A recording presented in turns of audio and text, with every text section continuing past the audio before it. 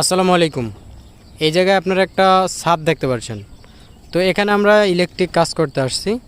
আর এটা সমস্যাটা হচ্ছে আমরা যে ছাদে পাইপ ফেলাইতে আসছি এটার একটু যে রডের বাসগুলো বা ক্রেনগুলো আছে বা যেটাকে পুকুর বলা হয় সরাসরি, তো সেটা একটু আপনাদেরকে দেখাই যে রডগুলো বাধাই করছে, কীভাবে বাধাই করছে।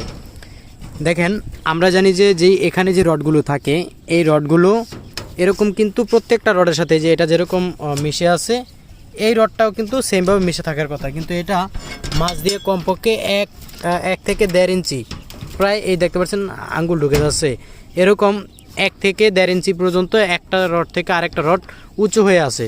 মানে ডাবল জালি বাঁধলে যেরকম রড হয়ে থাকে ঠিক এই রডটারও সেমভাবেই করা হয়েছে। কিন্তু এই জায়গায় পুকুরগুলো দেখেন, যে ক্রেনগুলো দিয়েছে একেবারে মানে কি বলে, মানে মনে হয় যে ওরকমভাবে ক্রেন বাস দিতে পারে না বা ওরকম দক্ষ মিস্ত্রি মনে হয় না। দক্ষ মিস্ত্রি হলে হয়তো কাজের ফিনিশিং এরকম অবস্থা হওয়ার কথা।